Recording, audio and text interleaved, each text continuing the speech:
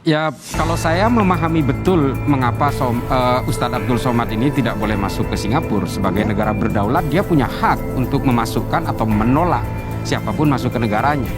Terlebih kan kita tahu bahwa konten-konten ceramah dari Ustadz Abdul Somad ini kan memang sangat membahayakan bagi sebuah negara dengan wilayah kecil, dengan jumlah penduduk yang terbatas seperti Singapura. Kalau dia itu ajaran-ajaran atau fatwa-fatwa dari Ustadz Abdul Somad ini kemudian diadopsi oleh orang-orang Islam di Singapura, ini akan membentuk segregatif, membentuk layer-layer dan klaster-klaster yang akan sangat bahaya buat Singapura. Cerita-cerita semacam itu menurut saya jadi mirip sekali dengan cerita kedatangan Ustadz Somad di Madura. Karena banyak orang beranggapan dan berharap agar Madura juga menolak kedatangan Ustadz Somad. Dan selain itu, kedatangan Ustadz Somad di Madura itu sudah direncanakan sejak 3-4 bulan yang lalu. Dan kalau kita mau melihat dari sudut pandang analogi tuan rumah dan tamu, dalam kasus ini Ustadz Somad itu datang karena diundang sama tuan rumahnya. Jadi emang beberapa pesantren mengundang Ustadz Somad, jadi ya nggak bisa dibatalin gitu. Gimana ceritanya kita mau nolak? Lawang emang tuan rumahnya yang ngundang kok. Ustadz Abdul Somad ini pernah membuat statement dalam ceramahnya, bilang bahwa Rasulullah itu tidak pernah menyebarkan Islam rahmatan lil alamin, tapi menyebarkan Islam rahmatan lil alamin hanya kepada keluarganya.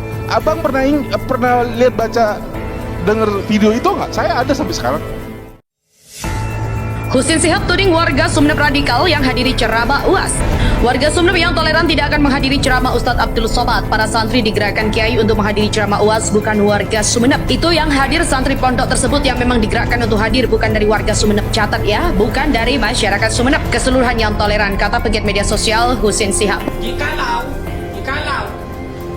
ada oknum atau ada sekelompok orang yang ingin istrinya janda, ingin anaknya menjadi yatim, silahkan bubarkan tabligh akbar di bumi Madura. Betul? Yang ingin istrinya janda, yang ingin anaknya yatim, silahkan coba tabligh akbar dibubarkan di bumi Madura. Kalian akan berhadapan dengan umat Islam Madura, khususnya akan berhadapan dengan Laskar Sekera. Betul? Apakah kita siap berjuang sampai di penghabisan? Siap. Tabligh akbar arobatin kebutuhan umat. Tabligh akbar adalah pencerahan daripada habaib dan ulama. Kenapa harus kriminalisasi? Oleh karenanya kita harus sepakat mulai detik ini, kita akan kawal terus ke depan perjuangan Islam yang ada di bumi Madura. Tabligh akbar harus kita berjuang mati-matian. Oleh karenanya kami pastikan lagi pada teman-teman, apakah teman-teman siap berjuang? Siap. Sampai titik penghabisan? Siap. Jadi sekali lagi kita peringatkan, sepakat kita bikin peringatan, sepakat? Siap. Ada yang lebih parah di sini teman-teman, si Husin Shihab.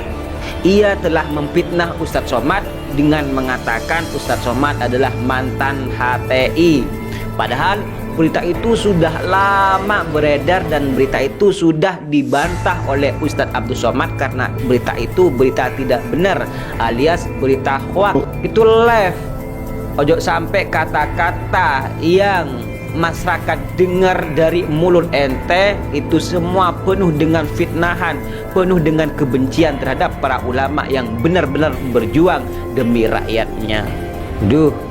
Karena dengan kebenciannya, karena dengan ketakutannya si Husin Shihab ini, sehingga membuat berita-berita goblok, berita-berita tolol yang mungkin menurutnya di sini dengan berita itu Ustadz Somad semakin terpojokkan. Naudzubillah min dzalik, kau si Husin Shihab, saya yakin antum tidak bakal dipenjara meskipun membuat fitnahan seperti itu. Cuman ya nanti aja, tunggu, pasti ada balasannya kok. Sekali lagi kami sangat berharap kepada pihak berwajib, khususnya Polres Kolkatan, agar betul-betul serius menangani masalah ini dan mengusut tuntas sampai ke akar-akarnya, sehingga tidak lagi ada pelecehan kepada para ulama serta kepada pesantren-pesantren yang lain. Jika ini dibiarkan, maka akan berlanjut, pesantren satu dengan lainnya akan menjadi hinaan dan ketertawaan seperti itu dan seterusnya. Demikian adanya pernyataan kami, dan kami nyatakan mulai detik ini kami siap mengawal proses hukum yang sedang diperjuangkan oleh teman-teman sampai tuntas ke akar-akarnya. Takbir! Husin Sihab tuding warga Sumeneb radikal yang hadiri ceramah UAS.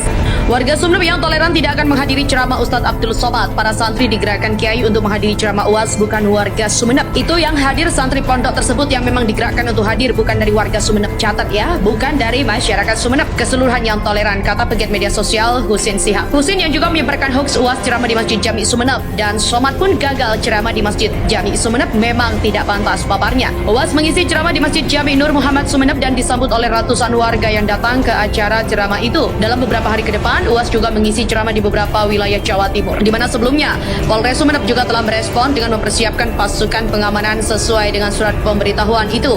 Aksi akan berlangsung di depan Masjid Jami Sumeneb dengan jumlah massa mencapai 200 orang, di mana sesuai SOP kami sudah melakukan persiapan pasukan pengamanan untuk mengawal aksi itu.